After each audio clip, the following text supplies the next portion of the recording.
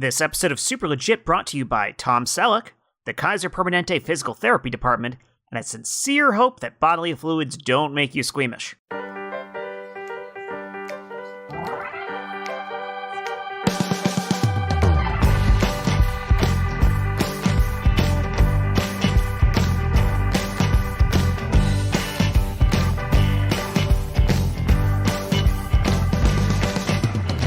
Welcome back to the Super Legit podcast. We are having so much fun on this show. I want to share real quick with my listeners. Oh, that was beautiful. I want to share real quick with my listeners that much like the Hair Club for Men, I am not just the host of this show, but I am a listener. And I'm just having so much fun with it. And I am having so much fun with these people who I'm watching on the screen in front of me, all trying to break me as usual. I think it's time to introduce these beautiful people, and we're going to do it with last time we actually had just one question that I thought was really poignant, and this one specifically is extra poignant because Chris Sanders just got himself a new house, and it brought this to mind. I'll start with this one. They say you can't go home again. What's a place from your past that you remember fondly that just couldn't possibly be the same now? So let's throw that at you, Chris Sanders, first, and then I'll pass it on to everybody else. Camp Waukeshma. Tell us about Camp Waukeshma. Camp Waukeshma is a camp and still exists in Southwest Michigan. Summer camp. Its sister camp that shares its borders is a crazy, super Christian camp. They run it by have counselors are high school kids, and then all the camp kids are like middle schoolers and freshmen. And that sounds normal. So your camp was not this crazy Christian camp. That was the one next door? Yes. I'm sorry. I'm working on this screenplay right now. Keep going. Yeah. It writes itself.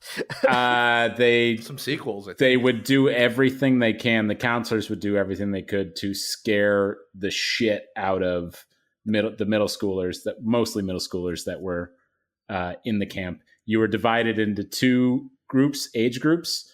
The Chippewas were the older kids, and the Potawatomis were the younger kids. The Chippewa and Potawatomi are both Native American tribes of the Michigan area, in the Midwest area. And how many of these children in this camp were, of course, of tribal descent versus just white kids masquerading as tribe members? Shocking. All white kids. Native American appropriation is incredibly common in organized camps. Take it from the professional camp organizer.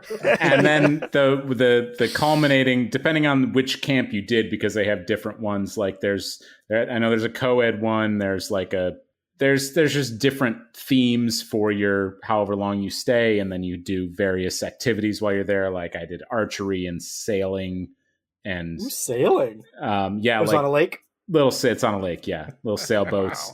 Wow. They have a high dive. Right in itself. They have a high dive platform into the lake that I 3 times in a row jumped off trying to dive and straight belly flopped. It was awful. I pissed my pants in front of everybody in my cabin because they have an hour-long quiet time where you are not allowed to leave your cabin, even to go to the restroom. And my camp counselor, who is the reason I wish I didn't, but I hate Pearl Jam, because he could not sleep without playing the entire night while he slept the Pearl Jam album with Jeremy on it. 10. That's an amazing album. But not like that. Not like that. Not like that. Yeah. Then I can't sleep.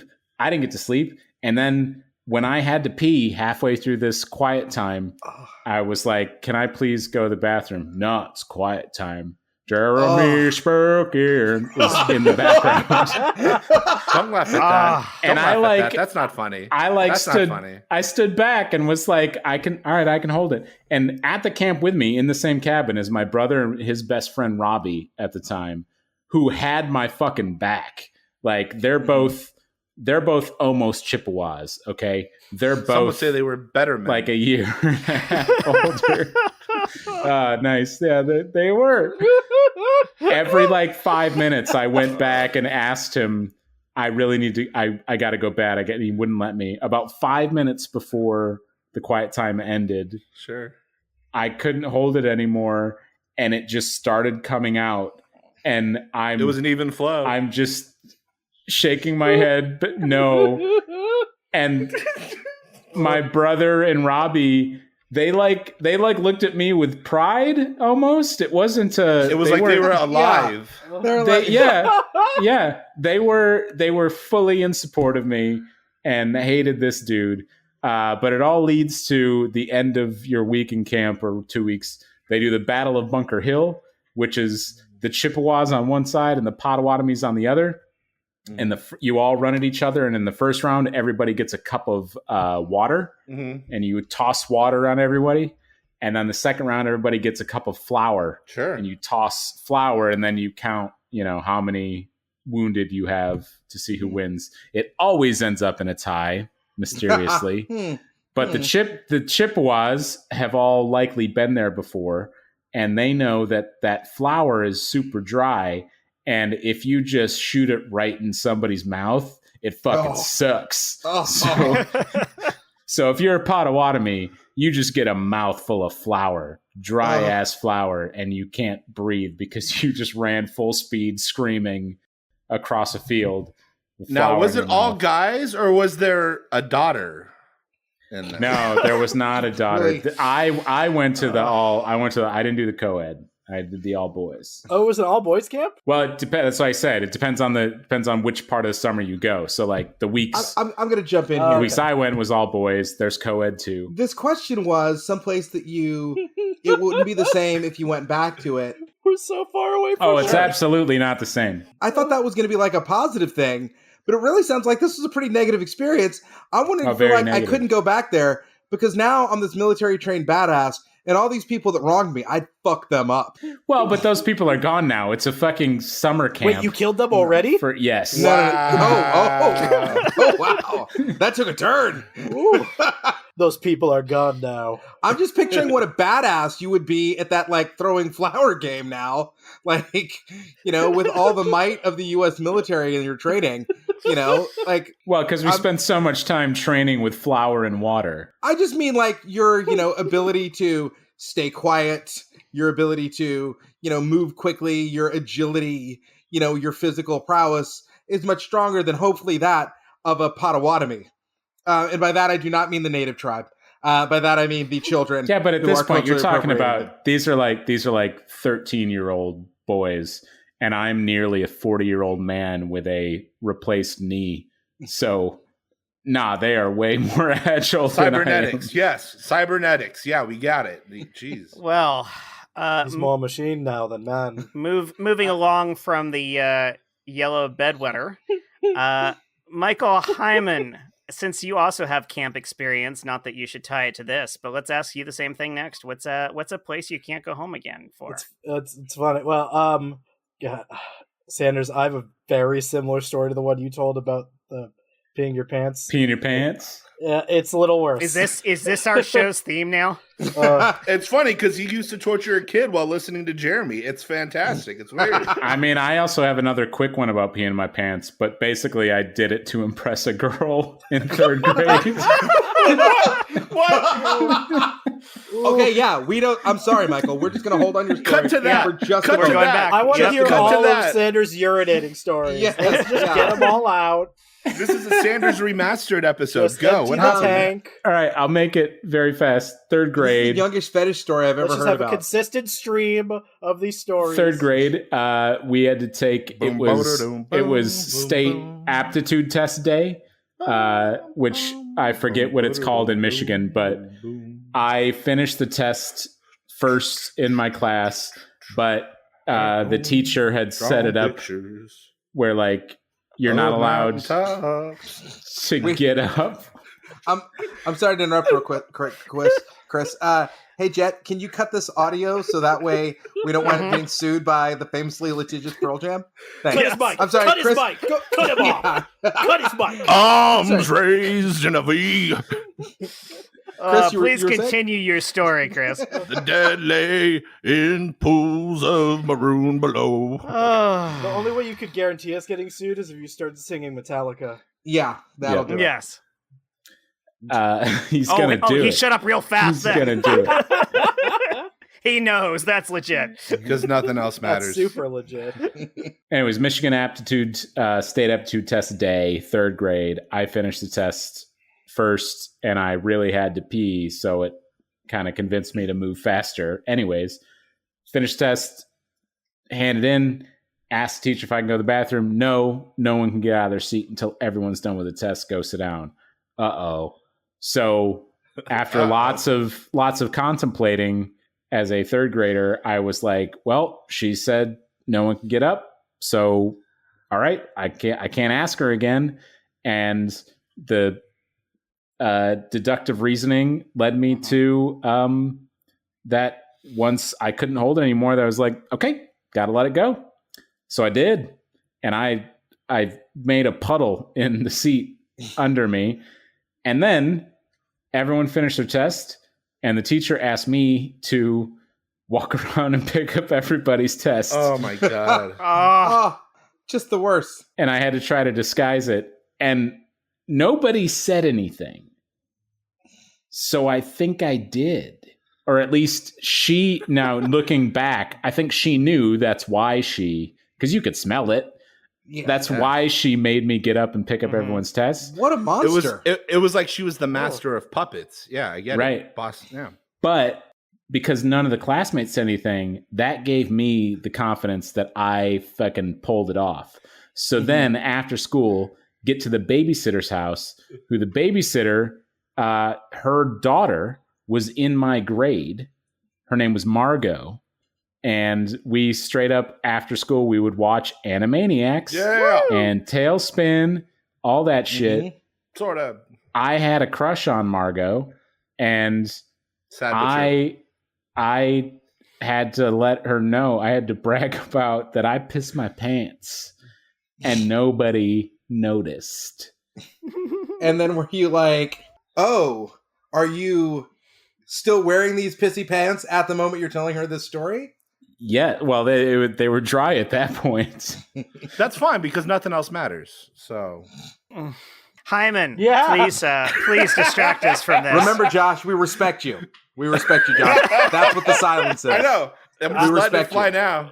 It's the choice of a new generation. We're pausing for the listener to laugh. Yeah. That's what we're pausing for. Yeah, that's it. Yeah, we all have sitcom experience. We know how this works. You got to give the audience time. Michael Heiman, what did you start with your place you can't go home again? Sorry, John, I'm just going to tell my awful camp story now.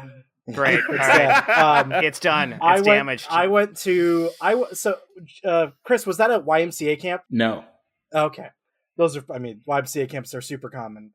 Especially with Native American appropriation. Village people. I went to a YMCA camp sort of here, out in the Riverside Mountains, Camp Round Meadow. And it was the first time I ever went to sleepaway camp. I had friends in the cabin and at the camp, and it was a great experience. The next year I didn't go, and then I went to go back the following year, and they moved from Round Meadow, which I loved, to a different place called Camp Whittle, which I think is up in Mammoth area. And none of my other friends went, and I was just a little older than the other kids in my cabin. There was a 2-year age range, and it turned into the most miserable camp experience I had. I didn't have friends, didn't get to know the kids in my cabin. For some reason, they decided I failed the swim test, even though I was a really good swimmer. So they wouldn't let me go on the canoeing day, which was one of the things I was looking forward to. On horseback riding day, I got thrown off my horse. So all these bad experiences. But the worst one was one night, every night at camp, which was a tradition I really liked, we had campfire, where all the cabins, everyone would short little hike to kind of a remote-ish area of the camp where there was a big campfire, and all the cabins would gather around, and there would be various different campfire traditions. Every night a cabin would take turns doing a skit that they would come up with. You'd sing songs. The camp leaders would tell stories or do things. But one particular night, I really had to poop. I really had to poop. This isn't a pee pants story. No, I said, it was worse. I said it was worse. I got one too. So I really had to poop, and I asked my counselor, like, "Hey, can I go to the bathroom? I have to go." And the answer was emphatically no. It was it was just like, we're almost done, which was, not true, of course. Yeah. We're going to be almost done. And I ended up shitting my pants. My sweat, I was wearing purple sweatpants. I'm like, I think I was trying to think how old I was. I want to say maybe 11. That might have been. I gotta say, the fact that more than one of us has a story like this really explains why we've all gotten into comedy. It's just one of those things where it's just like, oh, I'm gonna take the power back. Oh yeah. So why we're in comedy and not therapy, or at least. Although to be fair, we should be also doing therapy. You can do both. That is the thing we should also be. It's doing. one and the same. Yeah. I'm gonna transition this to Josh Spence now. I'm not done, the original. Worse. Oh, no, I'm let's sorry. make it worse. So the campfire finally ends. I have shat my pants. We then walk back to the cabin finally after a while. So I'm walking. How far away was the cabin? It's like a 10-20 minute walk. At the time it felt like the longest time because I had shit my pants. Sure. And all I wanted to do was go to a bathroom. Like, I probably still could have shit myself more, but this was just enough to relieve the imminent pressure, except there was shit in my pants, which is also not good. So we get back to the cabin, and the walk back, other kids in the group are like, "What's that smell?" Offhandedly. I, of course, am not going to say that I shit my pants because he who smelt it dealt it. Pass it back to them. Well, yeah. I wasn't ready to. Anyway, we walk back. I finally get to go to the bathroom to kind of clean myself up. My sweatpants go into a plastic bag, which they're like, you probably want to take these home for some reason. And then after all that, when it finally cleaned up, we're ready for bed. The counselor kind of had like, hey guys, we all just need to talk for a second. One of the campers in the cabin had an accident tonight. So of course, I think by this point everyone knew, but we're talking about me as if, no one knows, and it's just a mystery that's being solved. Like, hey, let's just be... And it was a nice talk, but it was sort of maybe not necessary to, further single me out and embarrass me while trying not to, even though, the truth was evident at that point. That was the low point of a very awful camp experience. Super. Hey, fellow campers. It's me, Trevor. I just wanted to let you guys know I may not be the most popular amongst you campers, but I got news for all of you guys. I have just fully shit and pissed my pants. Take that. What? Yeah. The counselor said I needed to wait until after we were done with the Camp Hitty Ha Ha song, and then instead of singing the Camp Hitty Ha Ha song all the way through, my stomach started burbling, and so I just peed and pooped myself. Yeah. Oh my God. You are a god. You're a god. This is not fair. I peed and pooped myself 3 different times over the last week, but I didn't say anything because we're not supposed to say anything. You should have spoken up, dude. It's not what you do, it's how you do it, Marcus. You got to do it the Trevor way. Loud, proud, and also in large sweatpants. It used to be your older brother. And now I can't do it because I'm just going to be a copycat, and that's not cool. Trevor is the bane of my existence. Hey, Marcus, I'm not the bane of your existence. I'm just an innovator and a pants ruiner. Hey, Brooke, are you going with anybody to the last night of Camp Skit Time? Maybe we could sit next to each other, huh? Are you just thinking about it, Brooke? Answer the man, Brooke. Answer it, yeah. I'm thinking really Brooke, hard. Listen, I wrote you this poem, Brooke. All right? So, Dearest Brooke, I like your look. I hope you're impressed by that shit I took. I was wondering if on the last night I can read a book. Whatever. Look at me, Brooke. I'm Marcus. No, I peed and pooped myself 3 times earlier this week, but I didn't say anything. Marcus, don't be so jealous, and okay? Shut up, Troy. Marcus, Look, I'm trying Trevor to match. has bested us. He is the best man here. Brooke, you would be crazy not to go with Trevor, okay? Look, I don't even swing that way, and I think Trevor is super hot now. Look, So Brooke, just wouldn't do you it. prefer a guy that's modest, that doesn't, like, brag about Marcus, pooing and man, pissing himself? I'm right here, okay? What decade are you from? I'm Hey. sorry, I'm advanced. You know what? I'm not going to pressure her. Because, along with me being comfortable with accidents and my body needing to do what it needs to do, I'm also comfortable with a lady having time to make her own choice. So, she could pick me, or she could pick Marcus. I am fully respectful of Brooke. Also, Troy, I appreciate your open-mindedness in finding me attractive. I also think that you are one of the better-looking dudes here. High five? Just kidding, don't. I haven't washed my hands yet. Okay, well, look, I'm all on board with new wave feminism, so, like, I'm cool with you. Just let's not allow any women of color to get involved. Whoa, whoa, whoa. Oh. This new wave. This old-fashioned thing is just going way too far with you. You know that the Hittahaha tribe were the first intersectional tribe in all of lower Iowa? So it's really offensive that you would say that. Cut 2. All right, guys. I'm tired of being next to you. I'm tired of being Ohio, Iowa. Okay? You take your land, you go that way, you become Iowa. I'm going to go this way, and we're going to become Ohio, and we're going to be the worst state in the country, okay? We're going to have that weird chili. We're going to have the worst Applebee's, okay? That's what Ohio is. So you go that way with Iowa. Ohio stays over here with stupid Joe Burrow in the future, okay? Cut back. Oh, sorry, just got a flash of the future or something. Answer him, Brooke. Answer him. And by the way, if anybody wants me to play Pearl Jam songs to their poetry, I'm down with it. Because Jeremy spoke in class. I didn't mean to offend anybody, okay? Can you play I Got Shit off their Cardiff, Wales experience? You know I do, bro. Wow, that's such a deep cut. It seemed appropriate. Just trying to be a new wave feminist. No. So, Okay. Look, Brooke, I'm sorry. You can involve it's fine. Just if we could not talk about trans rights, like trans exist, okay, but just not involve it. Okay. Say something, Brooke. I've made a decision. First, Troy. Wait, hold on, real quick. Okay, I got it. Here's a rose. You can give them a rose. That's what they do, right? You give them rose to the person you want to go with. Sure, that happens. Do none of you watch The Bachelor and The Bachelorette? No. My parents don't let me watch adult TV, so no, I don't know what you're talking about. So I'm done talking to you, Troy. Oh, you're missing out. The scandals are great. Okay. You get to watch TV? Yeah. You don't get... Your parents don't let you watch TV? No.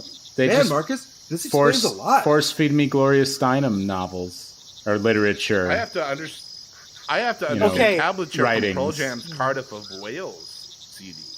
And it's bootleg, so they don't make regular tablature for that. I'm stuck on that. Do you know how hard it is? Wait a minute, it's the guitar player's turn. Do you know how hard it is to tell people I've learned a new song called I Got Shit? Okay, That's something you don't get to tell. listen. Brooke's talking now, quiet! The music references are not cool anymore, okay? They're just not that cool. And Marcus, you are all over the place, and I do not understand you. Finally, Trevor. Yes, Brooke? You know, you seem to be the most advanced boy in this group of very gross boys, but you're the grossest of the gross boys. So no, I'm not taking any of you to the last night of camp dance. Boys are gross. Eat it! Wow. See, this is the kind of stuff that happens in The Bachelor and The Bachelorette. You should watch it. I have no idea what that show is. Brooke, that's an incredibly evolved take, and I think that you're going to be the most happy of any of us. And you know what? I think I'm going to sit down with Marcus, and I'm going to read one of these Gloria Steinem novels, because, I mean, I've only read her nonfiction stuff, so I'm looking forward to this. Brooke, you enjoy your journey. In fact, you know what? I think I'm so nervous, I think I got another pee-pee coming on. Come on, Marcus. Let's go mark ourselves. Okay, Trevor, you're going to love this one. It's about a lady with muscles. She lies and says she's in love with him. Legit. Let's all get sued. Legit.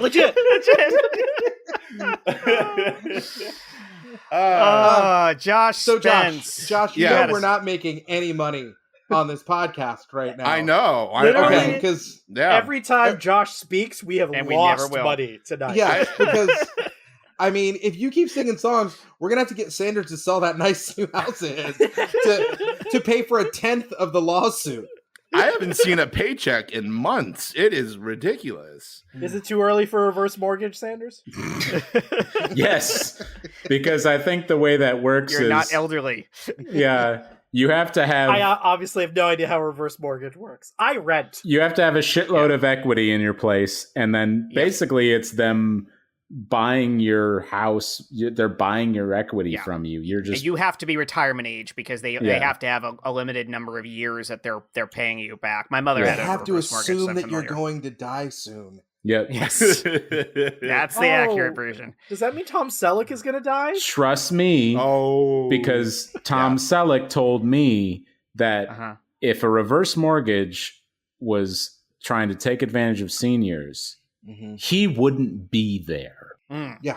Okay? Yeah. And he's there. That mustache does not lie. Yeah. No. Actor Tom Selleck wouldn't say anything that's not He true. would not. No. Magnum wouldn't do that to us. Pure integrity. Josh Spence.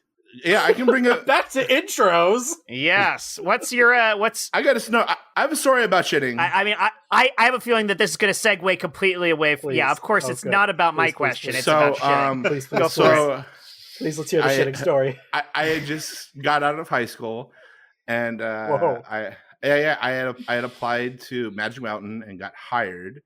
Congratulations. Very cool. So you have to go in for like an orientation where they size you for your uniforms and your badge IDs and all this stuff. Was this in peak gang activity days? When was that? Oh, I don't know, but Magic Mountain was famous for its gang presence. Okay, so to answer late your 90s? question, you don't know. Yes. Wait, Josh was in gangs? Magic Mountain was heavily gangified. He was a leader of the Magic Mountain Ninjas. So I had to go to the bathroom, and in the business section of Magic Mountain, it's all bungalows.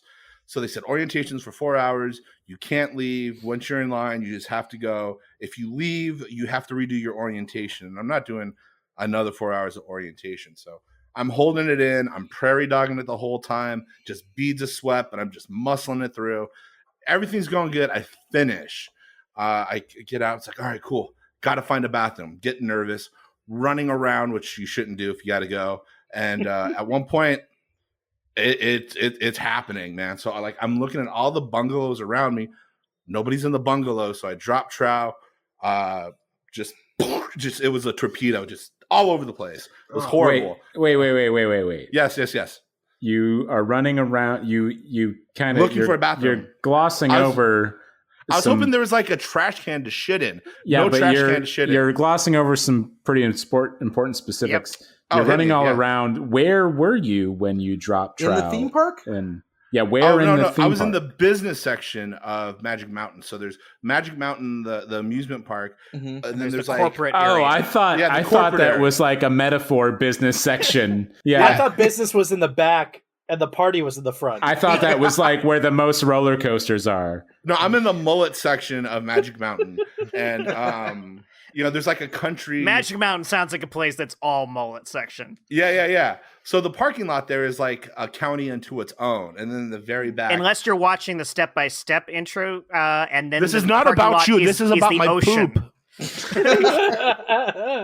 Yes, Jett, you were famous once. I didn't bring myself up at all. Go on. You do this every episode. So I had to go, and it was go time. So I look at all the bungalow windows around me, and they were all dark, so nobody was in there. So I dropped trow, let it go. It just shoots out of me. Is this? I'm imagining like the visual of when It's like a people squib. say Yeah, it's like a throwing boar shit at a squib. wall and Squibbable, seeing yeah. what sticks. Yeah, it was like Did that. the toilet survive? No, there was no toilet. It was on the high ground. It was summertime, so like it's like Wait, so you covered the grassy Oh, knoll fuck. in shit? No, it was all concrete. It was all concrete. So I just let it go, and I regret my life choices now it's not about step by step that they led to So, this conversation. I had to walk home. And it was like a 5-mile walk home in the summer heat, and it was pretty gamey back there. So like I'm walking and it's squishy and it's not fun. For the listener, I'm going to tell a story about Brecht's 3-penny opera. So Cool. It's going to take a turn. Don't worry. So I'm walking, and this ties it back into us and being comedy. One of my friends drives by, like an acquaintance in high school. He's like, "Josh, buddy, what's going on?" He pulls over. I'm like, "Hey, Tim, what's going on?" He's like, "Hey, do you need a ride home?" I'm like, No. I don't need a ride home. He's like, "Oh, it's like 100 degrees outside. It's not, you should get a ride." I was like, no, trust me. This is the one time I don't need a ride home. He's like, and he was like super religious. So he was like, "My mom would be very like unhappy with me if I didn't help my neighbor." Said that specifically. "Please hop in. Let me give you a ride home." And I was just like, he did not know what he was asking for. Okay. And I get in there, and as soon as you shut the door, and it was like 100 degrees, so we had the air conditioner on. So it smells right away. And like, there's this one part where we're driving, we're at like Bouquet Canyon. I can smell it. He can smell it. Bouquet Canyon? Yeah, Bouquet Canyon. Santa Clarita, yeah. Which Santa Clarita famously runs like 10 degrees hotter in the summer than the valley and 10 degrees colder in the winter. So like it's super hot there. Yeah. So I know it smells. He knows it smells. We both have these sour faces on. We're not talking about it. And he's like, "Hey man, I have the new Blink-182 album. You want to listen to it?" I'm like, "Yes, please." Pops it in, turns it off. Like, we're just talking about Blink-182 the whole time to my house, like ignoring the fact it smells like shit. He's like, "Yeah, man, like Travis Barker." I'm like, "I know, Mark." I don't mean to push a thread, by the way, but was that the album, the Blink-182 album titled 9? I think it was Enema of the State. I think it was Enema of the State. Okay. Yeah. There we go. I knew that there had to be a connection. So it's pretty gamey back there, and I'm afraid to get out. It was a Saturn Ion, and he had like a white fabric interior. So he drops me off. He's like, "Hey man, cool. All right, I'll see you later." And he's like giving me the look to like, "Hey, like get the fuck out of my car." And I'm like, "Yeah. Hey man, I really appreciate it." He's like, "All right, cool, man. So, if you want to go, that's cool." I was like, "Okay, man, thanks." And I get out the car, and there's this giant skid mark. And this very religious kid who did nothing but be nice to me, he goes, "You motherfucker," and just drives off. Oh. Wow. Thank you. It's all the small things. I love it. My God. All right. So Stephen C. James, you have a beautiful choice here. Behind one door is the original question I asked. I know which road I'm going down. No. Behind the other door is piles of feces. Yeah. Okay, listen. Here's the thing. I peed my pants in first grade. Nobody needs to hear that story. You know why? I don't need a nickname. It's perfectly fine. I'm going a different direction. I'm going for a camp story. Yeah. I'm going for a camp story. I went to a camp that marked me in such a way that later on when the documentary Jesus Camp came out, my friend and I were watching it, and both of us were like, "Yeah, that tracks." Yeah. Other people were like, "Oh my God, can you believe the kind of stuff going on?" And I was like, no. I remember being told that I needed to be a warrior for Christ, even if it meant actually being a warrior. And that would also explain why now I am, I talked with my wife once about trying to go on a tour of the country where I would entitle it my one-man show, "Ask Questions to a Liberal Black Atheist. Everything You're Afraid of." And my wife was like, no, I want you to come home. Super. Henry, have a seat, bud. I just need a minute. Yep, here for you. Hey, man. I just want to say you've been doing a great job at Christian camp. You've been doing your best to be a warrior for Christ. Okay, you recite Ephesians 6:11 by heart. You know the Lord's armor like it's nobody's business. Yeah. I think you're better suited for being a secretary for Christ. That's going to be my recommendation to the man upstairs, is that you become a secretary for Christ instead of a warrior for Christ. What? Yeah, secretary. You make sure that you get people's information. You check if they're naughty or nice for Santa, and then you also make sure that their names are in the Lamb's Book of Life so they can get into heaven. It's a very important job, but you will not be conducting any spiritual warfare in this lifetime or the next. Dave, can I physically approach you? Pastor Dave, sure. Sorry, yeah, Pastor Dave. Okay, now that I'm much closer to you, may I also? Yeah, that's a little close, but yes. May I also physically embrace you? Sure. Even though you are a secretary for the Lord, you are still a brother in Christ. So I receive you thusly. Oh, okay. My Lord, thank you so much. I couldn't have you didn't even know. I never wanted to be a warrior for Christ. I'm not a fighter. I'm a writer. Really? Yeah, so being a secretary for Christ is all I ever wanted. Wow, that's amazing. Yeah. I feel like I'm discovering a whole bunch of things about you right now. This couldn't have worked out better. I mean, I know you probably spent hours in prayer thinking this would go horribly and then I'd be super mad at you. I did actually. I was in prayer circle and meditation. I was speaking in tongues with the other pastors at camp. Sure. Oh my goodness. I mean, the other cheese and rice for real, the other pastors were even involved. They thought they were scared that I was going to lose it. Yeah. It's kind of like when you decide if somebody should be in a fraternity. We have the projector and, we shoot the picture up on the wall and we decide, what their strengths and what their weaknesses are. And we thought, me and... Cut to the meeting. Oh, I'm worried.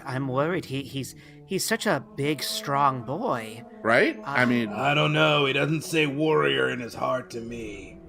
Well, that's the thing. I see him as a gentle giant. Perhaps he's the kind to be out there. I worry that if you let him down like this, he's going to break. And by break, I mean break us. What about a receptionist for the Lord?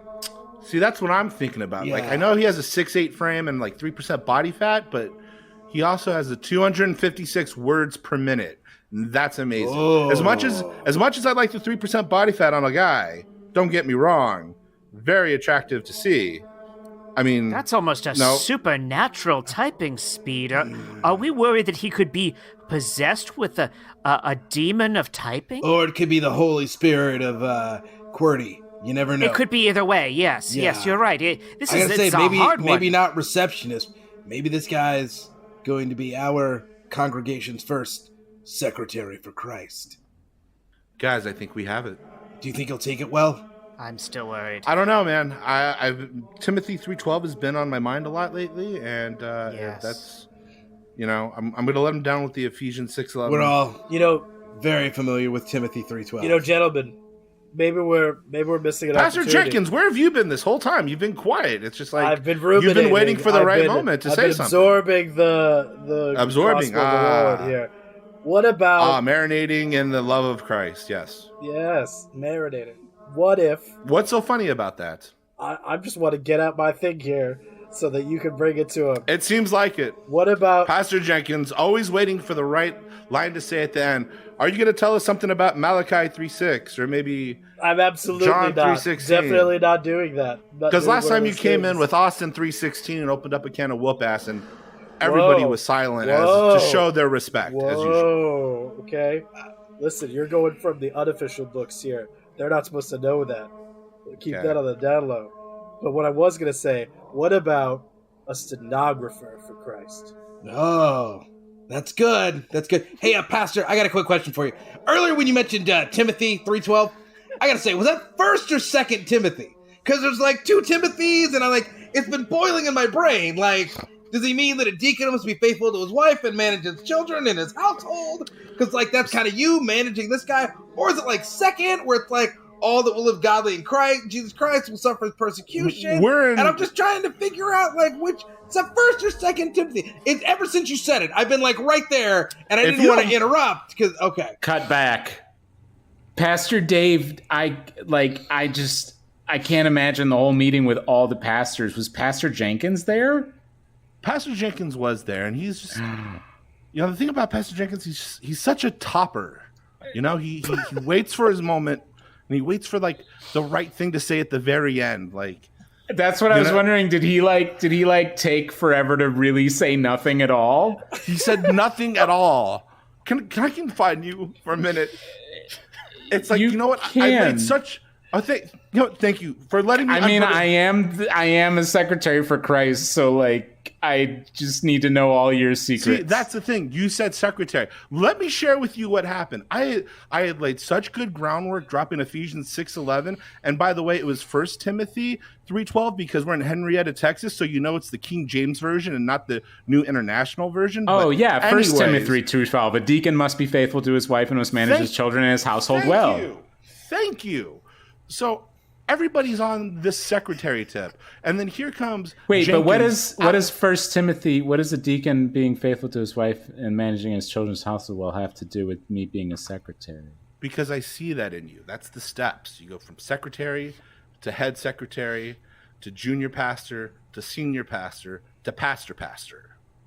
Wait, did you mean you have that? Did you mean the other one? The let the deacons be the husbands of one wife, ruling their children in their own houses? Well, wait, I guess I'm also failing to see how that has anything to do with me being a secretary. It's on the way. You'll see the dots. You don't get the message to you all in one shot. Let the Lord reveal himself to you. Oh, wait, you mean to Timothy. Yea, and all that will live godly in Christ Jesus shall suffer persecution. Thank you. So anyways, HELL hockey sticks. Pastor wait, so Jenkins. I'm suffering persecution because I'm his secretary? Oh no, this is your persecution.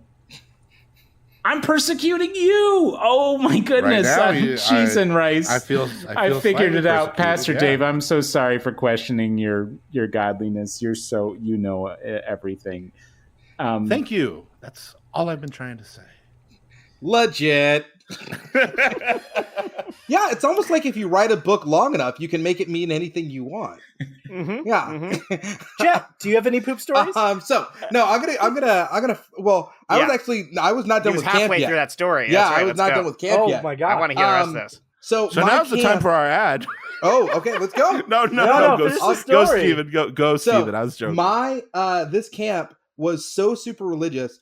It was co-ed, except there were separate swim times for the boys and the girls, so that you had to be covered, male and female had to be covered from neck to ankle. Whoa. You had to wear like shirts and towels wrapped around you so that no skin was exposed. Was this a Mormon camp? No one was allowed to wear shorts. No one was allowed to wear. It was a very religious camp.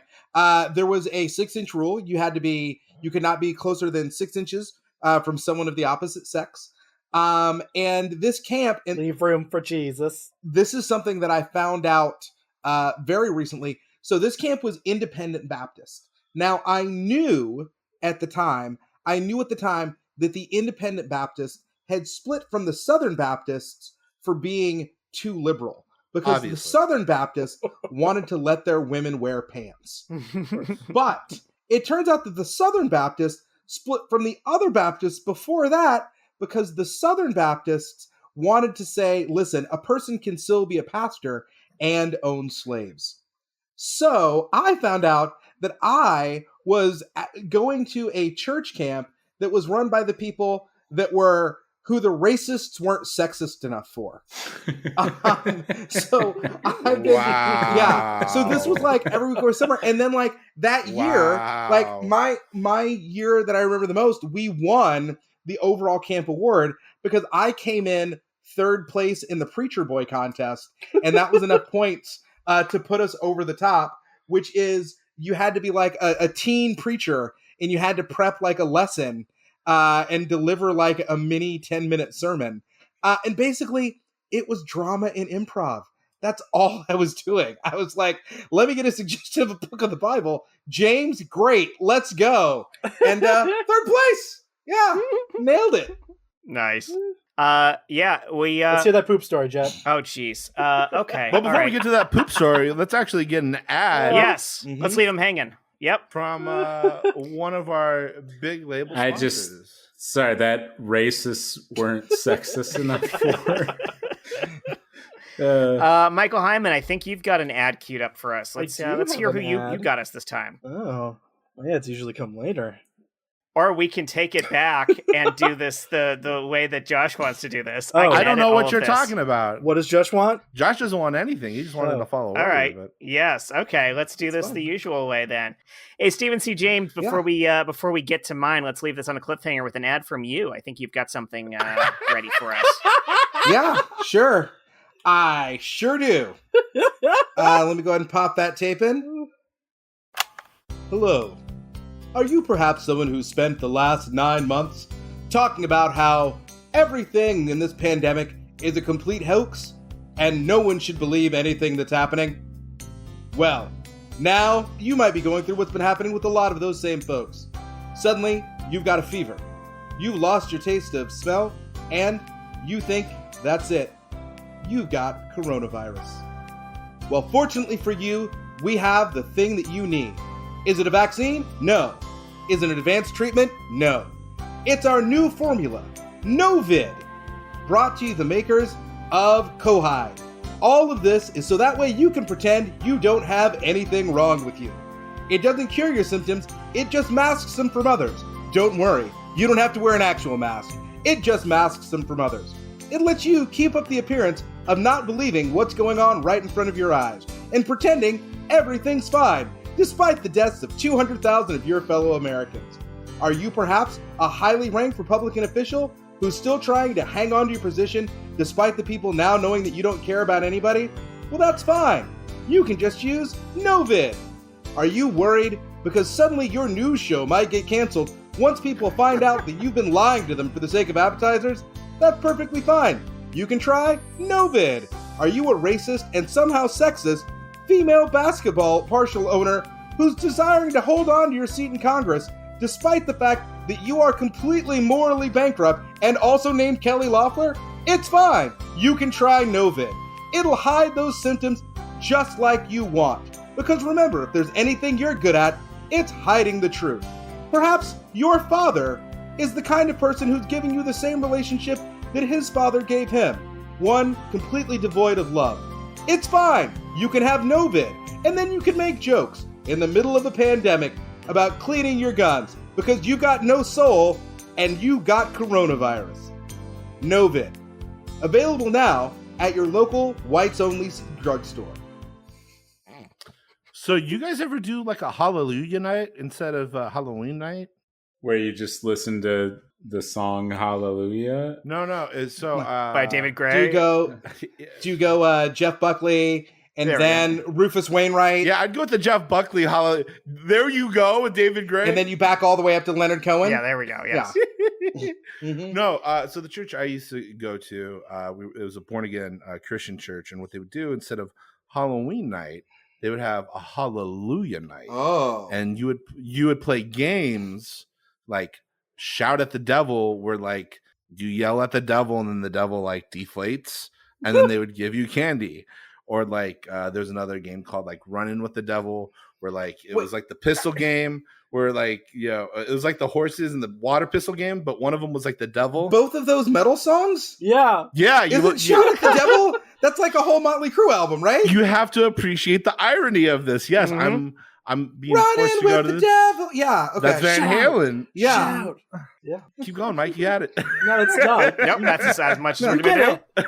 I want to stop short of getting sued. I You have 2 care about seconds. the podcast longevity. We can go 7 Josh. seconds and be fine.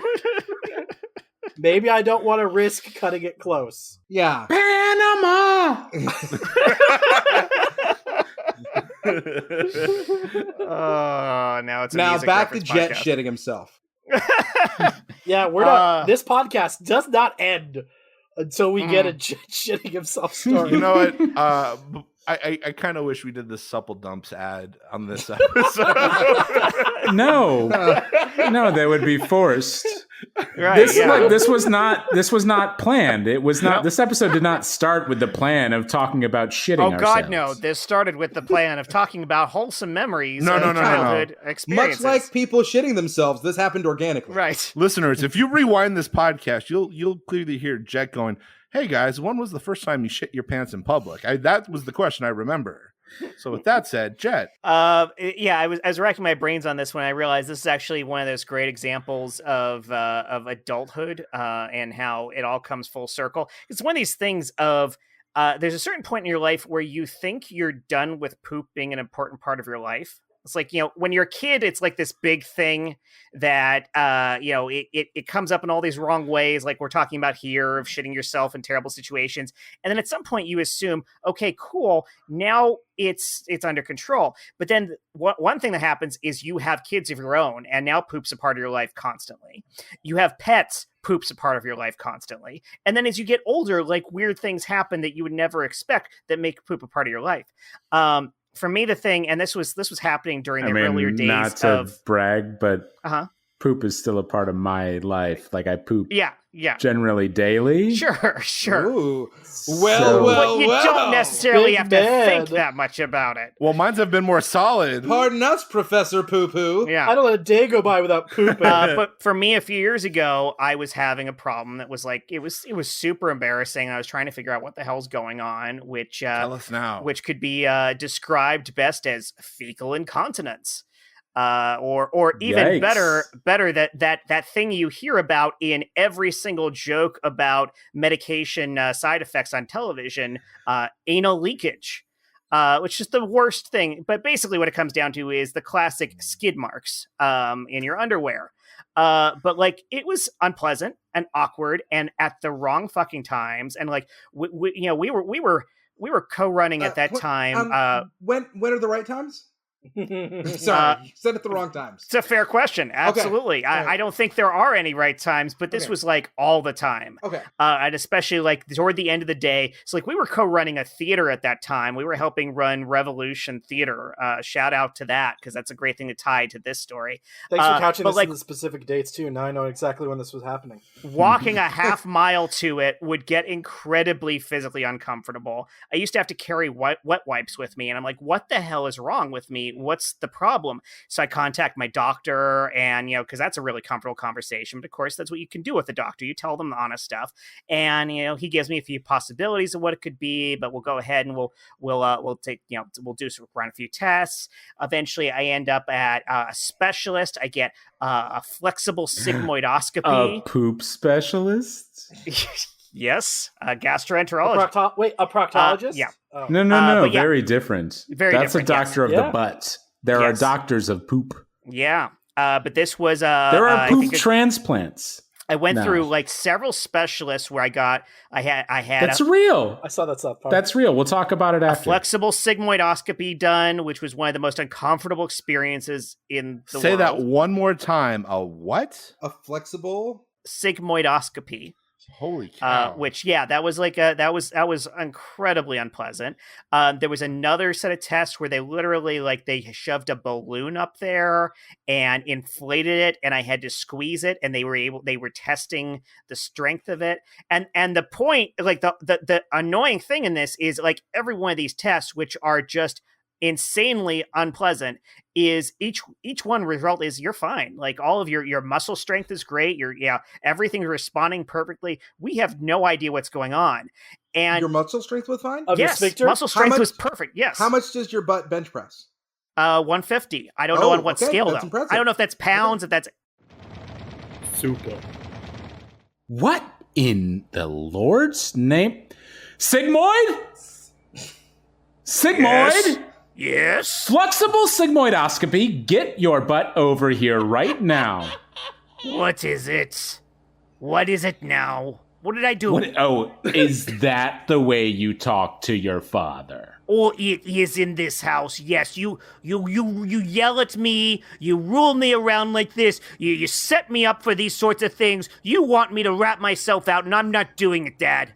I'm not doing it this time. And not ratting yourself out. You live in my house. You live under my rules and my roof. Sigmoid? What? Did we leave these Legos laying around so that I and your mother and your younger sister could step on them? They are not lying around. I will have you know that this is a perfect scale diorama of early Irish farmland. And this is the exact placement. I hurt my foot, Sigmoid. I hurt my foot. It hurt. See? Well, See? You should be looking where you're going. This is not just on me. The parents. Take responsibilities for yourself. I was trying to jump rope in the living room and I stepped on one of your dumb, stupid Legos, Sigmoid. Oscopy, I'm very sorry. I'm very sorry that you stepped on one of those. Okay? Don't coddle it. Like that. Don't coddle him. He has choices. He can be careful. He can look around. Your sister is a girl.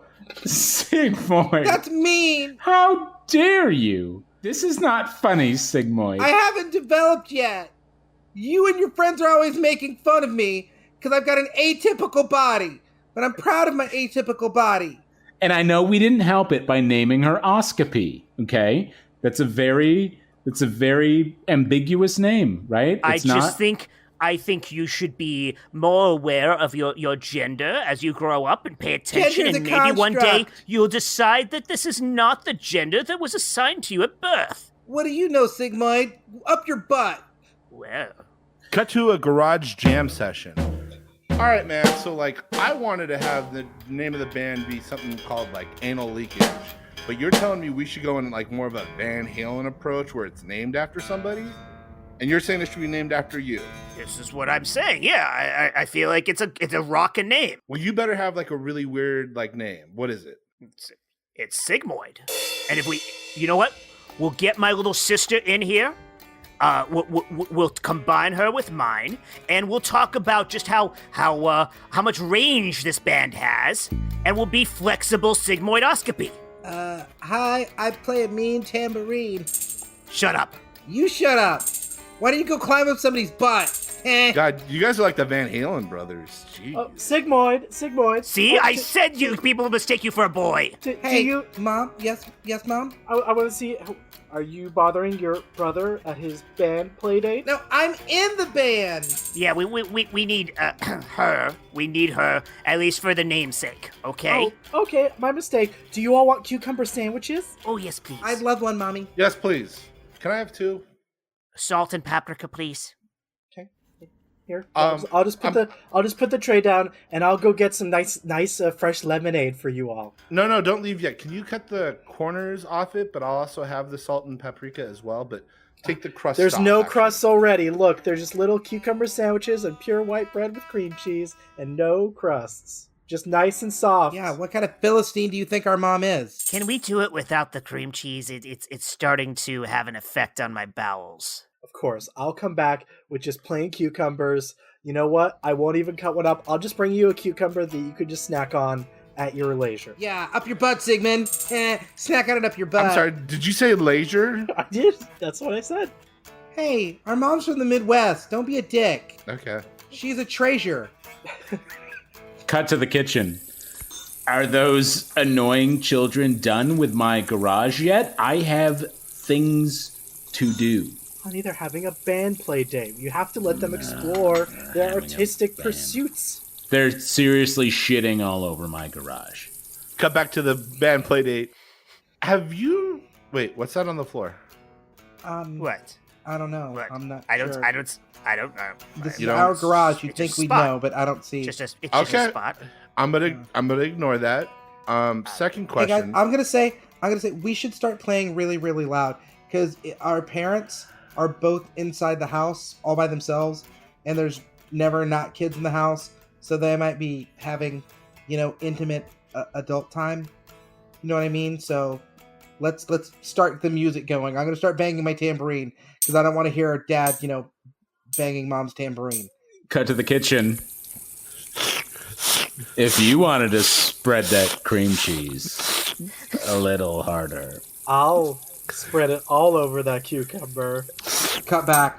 I really hope Mom didn't finish off my Wendy's Frosty, because I had like 4 sips left, and I asked her politely, please don't eat my Wendy's Frosty, because I like to like take the bits and I dip French fries in it, but then I save the like salty stuff at the bottom and I drink that, and it's like it's very salty. It's so good. Cut to the kitchen. Oscopy is going to be so mad at you. Oh my God. It's okay. I'll let him have a pop and then he'll forget all about it. Her. Oh my gosh. You gave birth to her. We named her Oscopy. Sorry. I'm so sugar rushed off the rest of that Frosty. I have completely lost my boner. Just wicked bagging you gave me. Cut back to the garage. Yeah, so Oscopy was my grandmother's name, so that's why I feel proud to be... I'm like the 4th Oscopy in our family. It's very feminine back in the old country. No one asked you. Why are you still talking? Because I thought it would make a good song. Oscopy, there's a girl inside of me. In fact, the girl is all of me. It's a girl that no one seems to see. Come on, it's good. All right, kids, band practice is over. Your mother pissed me off. Get out. And after I spread cream cheese on your cucumber. Here she is again. Have you noticed that about your mom? She always comes in at the very last minute to be a topper on things. Yeah, she also's so quiet right up until that moment, too. Do you all want to pop? Like I said, she's a treasure. I really want to move past this. Do you just want to pop? I'll get you all pop. Okay, let's play this song for your parents. It's going to be in a 4/4 major. No, get out of my garage. Or what, are you going to hit us with the taser? It's garage. Legit. So anyway, there is a resolution to my situation, by the way. Yeah, this is not an ongoing thing. Does it end with you taking a poop in public? Basically, the specialist said, well, why don't you see a physical therapist? And I'm like, that's a dumb suggestion, because we know like that you've agreed there's no problem with the musculature or anything, no strength issues. Like, what is a physical therapist going to do for me? But like, they had no other ideas. So finally, I'm like, fine, I'll see the physical therapist. And so I meet with this guy. He asked me a couple very, very basic questions. And instantly he's like, yeah, this is normal. You need more fiber. What? You need more fiber. Wait, you were so devoid of fiber that it was just like your body was leaking poop. There was nothing slowing it down. He said this is so incredibly common. Most people don't actually think about it. But he said the vast majority of Americans have nowhere remotely near enough fiber in their diets. Wow. And so like we went over my diet and like it was decent, but it just wasn't enough, and it's a cumulative effect. And he was like, yeah, you just need more fiber. And he gives me like this list of fruits and vegetables that are high in fiber. He's also said like you can take Metamucil, is like, you want to lean on specific things, but mainly just get a lot more fiber in your diet. And so that's when I reached Metamucil age. Although I'm not literally taking Metamucil anymore. I take supplements like Kirkland brand supplements, but also I'm paying attention to like anytime I eat somewhere. Yeah. Anytime I eat somewhere, it's like optionally you can get avocado added to this. It's like, yes, I love avocado anyway. It's super high in fiber. Let's do it. He even told me like one of his patients who he had been through with this was like, the patient told him, I started eating mangoes and everything was better. Tell everybody to eat mangoes. It was the mangoes that solved my problem. Mangoes are delicious. I'm surprised that there's apparently, I thought it was like too much fiber and you pooped yourself. But apparently there's like this sweet spot where it's like too much fiber, not enough fiber, you're going to wind up pooping yourself. Well, basically the difference is like too much fiber and then like it's too dense and it but too little and there's nothing to hold on to coalesce, like it doesn't hold, and so you end up with like oil. So I am really fun conversation. Really, I was about to say, this is just super compelling to listen to these 5 dudes talking about pooping. I mean, this is compelling to switch to a plant-based diet. Super. Going into the public bathroom by myself. Into the stall. Hey man, just trying to take a piss. You don't need to whistle to yourself to make you feel better. Just do whatever you're gonna do. I'm just gonna be here. Okay. Taking a pee. Oh, taking a pee in the public bathroom. La la la la la la la. I'm here in the stall taking a poop. I guess now we all have to sing about what we're doing. Oh, la la la la la la la. Oh, there's other people in this bathroom? I did not. I kept my feet up because I was hoping it would seem like no one was here. But now that I know there's other people here, Okay. I can relax and just. Hey, how's the hanging, guys? Don't mind me, I'm just gonna sweep up in here, sweeping up in the bathroom, sweeping up the poop and the pee on the Conversation floor. while I'm pooping. Pooping so hard. Doop-a-doop-a-doop, done peeing. Gonna pull up my pants, cause I dropped them to my ankles. Just sitting here reading my phone, playing Scrabble on my phone in a public bathroom. you know, when I got in here, I was really self-conscious, but Just hit all a of you bingo, guys 7-letter word. have amazing voices. Maybe we Whoa. do a song together? Do you guys know Pearl Jam or maybe some Lifehouse or Legit. Oh, we missed our. That was our opportunity to do Three Penny Opera. Knock the knife, guys. cut back? We cut back. No, we don't. It's done. It's over. We have time for one more ad that Michael Heiman has ready for us. So let's get that one done. Yes. before we Okay. wrap up this show. Yes. Okay. Here it is. Putting it in. Those are great sound effects, Mike. Can you actually put it in now? Oh, sorry. I was wasting time with the sound effects. Hey there. Is your Reliant class starship feeling faulty? Are your acquisitions not coming in? Are your female prophets lowering your profits? Well, you need self-sealing stem bolts. You know stem bolts, the thing that holds everything together, but they just come loose on their own. Well, now you need self-sealing stem bolts. Don't take it from me, nameless ad guy. Take it from Wallace Shawn, world-renowned actor and star of The Princess Bride. I love sealing stem bolts so much. The fact that we didn't have them in the world before is inconceivable. See, he said the thing you wanted him to say. Now, don't you want to buy this product now? Self-sealing stem bolts for all your sealing needs. It's interesting that Wallace or Wally, as some people like to call him, His friends. went for the get it. You're famous. Princess Bride reference instead of the Grand Nagus that he played in Deep Space Nine. It just shows just the range of his career. Mm-hmm. Well, I gotta say, it's the thing I wanted him to say. He said, that's like, true. it was awesome. Like, I was like, Yeah. oh, come on, say inconceivable. Or I either want him to say that, or I want him to say, boy, this really has been a great dinner with Andre. One of those two. Those are my two favorite lines of his. I love, but yeah, one of those two. Wait, was Jett also in Deep Space Nine? Yeah. Now, I did do a movie with Wallace Shawn when I was a kid. Yep. Was he Yeah, your Uncle great Wally? guy. No, he was my best friend's dad, who the main character, the main kid, was ashamed of his incredibly nerdy father, played by Wallace Shawn, so didn't want him to do the father-son picnic with him. So he hired a bodybuilder to play his dad for the father-son picnic. The bodybuilder he hired, by the way, was Nick Cassavetes. Wait, Nick Cassavetes, son of John Cassavetes, he went on to be a major director in his own right. He directed The Notebook. He directed a bunch of extremely notable films and is a well-accomplished director now. But at the time, he was just acting and doing some movie in Salt Lake City that ended up on the Disney Channel. It's actually a pretty good movie. People really like it. It's called Just Like Dad, and it was actually a really fun film. I'm looking it up. It had Laura Innes in it as well, who went on to be a regular on ER. Holy crap. It's a really fun Were film. you on ER too? Yes, I was in the pilot of ER. Oh wow! No joke. Oh, Yeah, wow. I was Dr. Ross's first patient. Jett, on IMDb, you're actually billed above Laura Innes.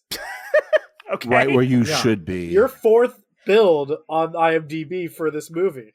Oh no, that's true. That is accurate. I was the best friend, so I was in a lot more of it. At the time, nobody knew who she was yet, so she wasn't playing a major role. She was the love interest of Wallace Shawn, I think, but I think she was in less of it than I was. A little non sequitur, but because we are in this realm of the pelvic region for the episode, and now we're on like names, and we played with names earlier today, I saw the word pelvis, and I had this sudden realization that Elvis He's laughing already. Presley is P. Elvis, if you do last name first, pelvis, which he is famous for his pelvic movements.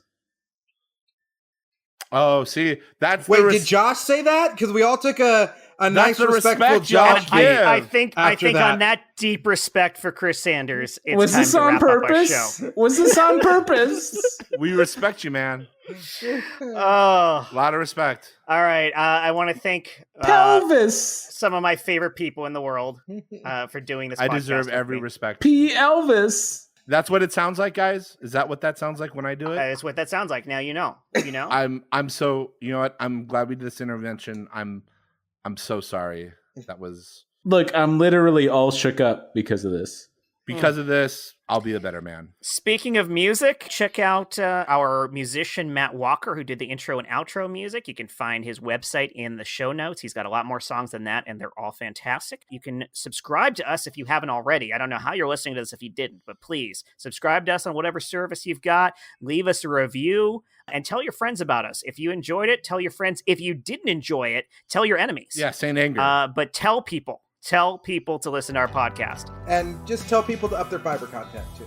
Yeah. Yes. If there's no But other not too takeaway much. from this Not shitty, too shitty much. episode, it's up your fiber. intake. There's nothing worse than being in a defrosted Slurpee machine. You definitely don't want a leaky sphincter. And that's it. Legit. Jett, can I start recording now, please? Oh, God, please start now. I don't believe anything's on. Oh my time, I kicked the door on its hinges just so I could move on. Oh, oh, oh, oh. Doop-a-doop-a-doo. P next to Michael Heiman while he puts in his tape. Clickety clack clack, pushing buttons on a tape recorder. I have the dumbest best friends.